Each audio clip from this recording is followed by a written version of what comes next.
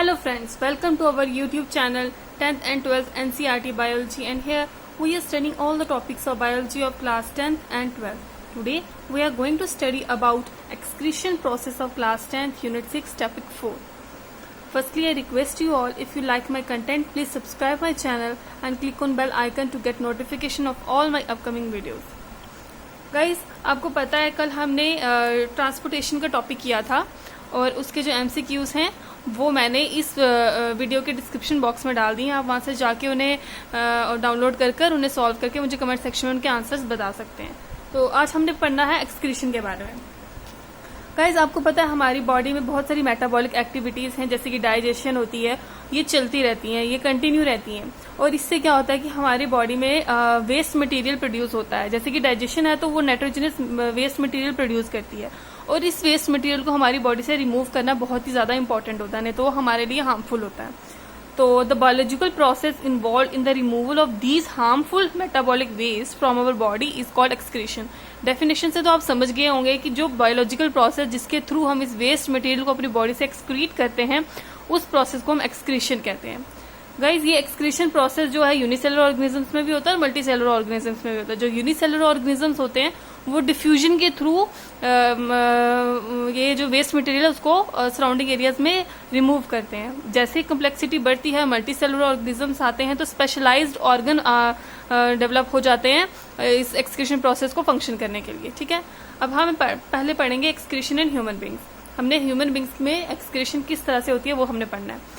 अब excretory system of human beings include, excretory system जो human beings होता है उसमें क्या होता है, अ पेयर ऑफ किडनी, मतलब 2 किडनीज होती हैं, a pair of ureter, 2 ureter होते हैं, अ यूरिनरी ब्लैडर, एक यूरिनरी ब्लैडर होता है और एक यूरेथ्रा होता है। ठीक है, ये आप अपनी एनसीईआरटी की बुक के पेज नंबर 110 पे भी देख सकते हैं। गाइस, ये जो किडनीज होती हैं ये हमारे एब्डोमेन में लोकेट करती हैं, either side of the backbone में होती हैं। दोनों साइड, एक लेफ्ट साइड होती है, दूसरी राइट साइड होती है। अब जो यूरिन प्रोड्यूस होता है किडनी में वो पास ऑन होता है, किडनी से पास ऑन होता है यूरेटर के थ्रू यूरिनरी ब्लैडर में, और ब्लैडर में यहाँ पर आके कलेक्ट होता है, और कलेक्ट होने के बाद जब हमें स्टिमुलेशन मिलती है हमारे नर्वस सिस्टम से तो यूरेथ्रा के थ्रू हमारी बॉडी से रिमूव हो जाता है। ठीक है, अब ये हमने इन डिटेल में पढ़ना है कि हमारी बॉडी में से यूरिन बनता कैसे है। अब ब्लड फिल्टर होता है, ओवरव्यू में बता देती हूँ। ब्लड फिल्टर होता है जिसमें से सेपरेट वेस्ट मटेरियल जो है वो सेपरेट हो जाता है। जैसे कि आपने देखा ही होगा, पढ़ा भी था रेस्पिरेशन में कि CO2 हमारे ब्लड से कैसे अलग हो जाता है लंग्स में। वैसे ही ये क्या होता है कि ब्लड से हमारा जो वेस्ट मटेरियल है, सोल्यूबल वेस्ट मटेरियल, सोल्यूट और वेस्ट वाटर जो है कंटेंट, वो हमारी ब्लड से हमारा अलग हो जाता है। Nitrogenous waste such as urea और uric acid also remove from blood in the kidney. ये जो यूरिया है, यूरिक एसिड है, ये भी किडनी में हमारे ब्लड से अलग हो जाता है। Basic filtration unit in the kidney is a cluster of very thin walled blood capillaries. ठीक है, मेन जो हमारी ब्लड के अंदर, हमारी किडनी के अंदर जो छोटी छोटी कैपिलरीज होती हैं, जो कि हमने रेस्पिरेशन में भी पढ़ा था, आपको पता है कि जो हमारी वेसल्स होती हैं वो डिवाइड हो जाती है टू स्मॉलर वेसल्स, उनको हम कैपिलरीज बोलते हैं। किडनी में भी कैपिलरीज ही हैं जो हमारे फिल्ट्रेशन का काम करती हैं। ठीक है, और जो कैपिलरीज है इनको कलेक्टिवली हम नेफ्रॉन बोलते हैं। आप अपने बुक के पेज नंबर 111 में भी देख सकते हैं, ये नेफ्रॉन का स्ट्रक्चर बना हुआ है। ये बेसिक स्ट्रक्चर है, ये बेसिक यूनिट है किडनी का जहां पर फिल्ट्रेशन का काम होता है।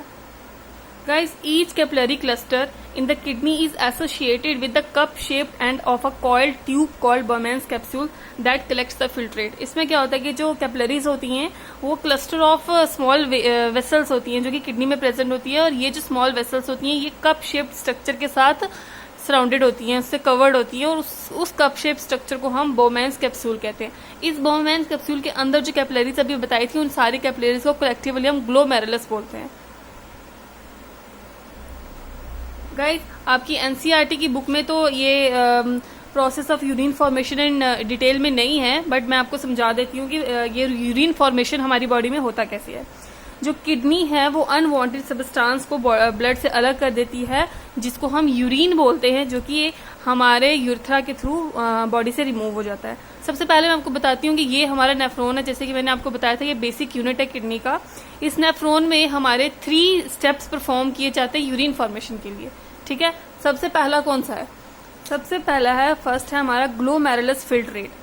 ठीक है, सेकंड है रीएब्जॉर्प्शन और थर्ड है सिक्रीशन। फर्स्ट मैं आपको समझाती हूँ कि ग्लोमेरुलस फिल्ट्रेट क्या होता है। आप अपने बुक के पेज नंबर 111 पे देख सकते हैं, ये जो पोर्शन आपको दिखाई दे रहा है जो बोमेंस कैप्सूल है, ठीक है, यहाँ सिर्फ काम होता है ग्लोमेरुलस फिल्ट्रेशन का। इसमें क्या होता है कि जो ये है यहाँ पर फिल्ट्रेशन टुक प्लेस होता है, यहाँ जो ब्लड है वो प्रेशर एग्जिस्ट करता है, ठीक है, ब्लड जो है यहाँ पर प्रेशर पुश ऑन करता है, जिससे क्या होता है कि वाटर और सल्यूट पार्टिकल्स जो हैं वो हमारे ब्लड से अलग हो जाते हैं और कैपिलरीज में कैपिलरी से अलग होकर हमारे वहां पर डिफ्यूजन प्रोसेस टाइप होता है। उसमें क्या होता है कि स्मॉल पोर्स होते हैं, होल्स होते हैं, उससे क्या होता है कि जो वाटर और सल्यूट पार्टिकल्स है वो अलग हो जाते हैं ब्लड से और बाकी जो प्योर ब्लड है वो अलग रहता है, ठीक है। अब इस वाटर और सल्यूट पार्टिकल्स में वेस्ट मटेरियल भी होता है और यूजफुल सब्सटेंसेस भी होते हैं जो हमारी बॉडी को नीड होती है जिसकी, ठीक है। इतना सा वर्क होता है ग्लोमेरुलस फिल्ट्रेशन का यहाँ पर ग्लोमेरुलस में, ठीक है। सेकेंड होता है रीएब्जॉर्प्शन। अब क्या होता है कि जो फिल्ट्रेट यहाँ से बन गया है, जैसे वाटर और सल्यूट पार्टिकल्स जो यहाँ पर अलग हो गए हैं, वो ये बोमेंस कैप्सूल की ट्यूब्स के through tabular part of nephron जो है, नेफ्रॉन के जो टेबुलर पार्ट है उसमें फ्लो करेगा, ठीक है। और जो ब्लड पोर्शन है वो यहाँ ग्लोमेरुल से अगेन अपनी आर्टरी से निकल जाएगा। जब ब्रांच ऑफ रेनल आर्टरी आप देख रहे हैं, ये यहाँ पर कैपिलरीज से अलग, कैपिलरीज जो है इसमें वाटर और वो सल्यूट पार्टिकल्स अलग हो जाते हैं, वापिस ये आप ट्यूब देख रहे होंगे निकल रही है वहीं से ग्लोमेरुलस से। ये वही रेनल आर्टरी ही है जो कि इस ट्यूबुलर पार्ट ऑफ नेफ्रॉन को कवर कर रही है, ठीक है। अब ये दो पोर्शन आप समझिए, ये जो रेड पोर्शन है, जो रेड आर्टरी आप देख रहे हैं, इसमें सिर्फ ब्लड है, और जो ये आप बोमेंस कैप्सूल के ट्यूब देख रहे हैं इसमें वाटर और सल्यूट पार्टिकल्स है। देखिए यहाँ पर ये सारा कॉइल्ड स्ट्रक्चर है और यहाँ पर आकर ये दोनों बराबर हो रहे हैं, ये आर्टरी भी और ये ट्यूबुलर पार्ट ऑफ नेफ्रॉन भी। अब ये जो पोर्शन है इसमें क्या होता है, जो ट्यूबुलर पार्ट ऑफ नेफ्रॉन है, इसमें क्या होता है कि जो वेस्ट मटेरियल है वो इसी nephron tubular part of nephron में ही रह जाता है और जो यूजफुल सब्सटेंस है यहाँ से डिफ्यूज होके अपनी आर्टरी में चला जाता है, वापस ब्लड में मिक्सअप हो जाता है। इस प्रोसेस को कहते हैं रीअब्जॉर्प्शन, दोबारा एब्जॉर्ब हो जाता है यूजफुल सब्सटेंस ब्लड में, ठीक है। अब क्या होता है कि जो यूजफुल सब्सटेंस है वो तो यहाँ पर एब्जॉर्ब हो गया, अब जो वेस्ट मटेरियल है वो यहाँ से घूम कर जाता है इस कलेक्टिंग डक्ट में, ठीक है, इस वाली कलेक्टिंग डक्ट में लास्ट में चला जाता है। जब इस कलेक्टिंग डक्ट में जाता है जो वेस्ट मटेरियल है उसको कहते हैं सिक्रीशन। ये जो तीन प्रोसेस हैं इन सबको कलेक्टिवली हम कहते हैं कि यूरिन फॉर्मेशन में ये तीन स्टेप्स ही फॉलो किए जाते हैं। अब ये कलेक्टिंग डक्ट जो है ये जाके यूरेटर में लगती है और यूरेटर से सीधा जाके, ये यूरेटर ही है कलेक्टिंग डक्ट जो है, ये किडनी से जो निकल रही है, ये यूरेटर जो है लास्ट में जाके यूरिनरी ब्लैडर में ज्वाइन होता है। इस डायग्राम में आप देख सकते हैं ये जो नेफ्रॉन का फंक्शन है वो इस किडनी में हो रहा है और जब ये किडनी का फंक्शन कंप्लीट हो गया, जो कलेक्टिंग डक्ट है वो यहाँ यूरेटर से के थ्रू जो यूरिन है यूरिनरी ब्लैडर में आ जाता है, जहाँ की यूरेथ्रा के थ्रू यहाँ से बाहर निकल जाता है। गाइस, अब जो ये किडनी है ये यूरिन को पास आउट कर देती है, यूरेटर का क्या फंक्शन होता है और यूरिनरी ब्लैडर का क्या फंक्शन होता है ये आप समझ गए होंगे, ठीक है। और गाइस इन बिटवीन में आपको ये बात बता दूं कि जो ये हम एक्सक्रीशन पढ़ रहे हैं इसके नोट्स जो हैं, पीडीएफ नोट्स जो मैं इसके बनाए हैं वो मैंने डिस्क्रिप्शन बॉक्स में उसका लिंक दे दिया, वहां से जाके इनको डाउनलोड भी कर सकते हैं, ठीक है। अब यूरिन फॉर्मिंग जो किडनी में यूरिन फॉर्मेशन होती है वो आपको, जैसे कि मैंने अभी आपको बताया, वो एक लॉन्ग ट्यूब के थ्रू बाहर निकलता है जिसको हम यूरेटर बोलते हैं। जो यूरेटर है वो किडनी और यूरिनरी ब्लैडर को कनेक्ट करता है, ठीक है। यूरिन जो है यूरिनरी ब्लैडर में स्टोर होता है जब तक उस एक्सपेंडेड ब्लैडर को प्रेशर ना अप्लाई हो तब तक हमें अर्ज टू पास आउट नहीं होता। क्या होता है कि हमारा जो ये ब्लैडर है ये मस्कुलर पार्ट होता है कि इसलिए वो नर्वस कंट्रोल, इसके ऊपर नर्वस कंट्रोल होता है, ठीक है। अब नर्वस कंट्रोल में क्या होता है, जैसे ही ब्लैडर एक्सपैंड होता है, जैसे यूरिन उसमें ज्यादा फिलअप हो जाता है तो हमें नर्वस सिस्टम एक सिग्नल प्रोवाइड करता है कि आपका ब्लैडर ओवरफ्लो हो गया है और उसके लिए हमें यूरिन पास ऑन करना होता है, तब हमें वो स्टिमुलेशन मिलता है। एज अ रिजल्ट जो है कंट्रोल जो है हमारे अंदर ही होता है अर्ज टू पी का, और ये हमारा जो प्रोसेस है ये एक्सक्रीशन इन ह्यूमन बीइंग्स का है। अब हमने एक्सक्रीशन इन प्लांट्स के बारे में पढ़ना है। प्लांट्स जो है उनका स्ट्रेटेजी बिल्कुल टोटली डिफरेंट होती है एक्सक्रीशन की, उसमें एक्सक्रीशन इन ह्यूमन बीइंग्स की तरह कुछ भी सेम चीज नहीं होती है।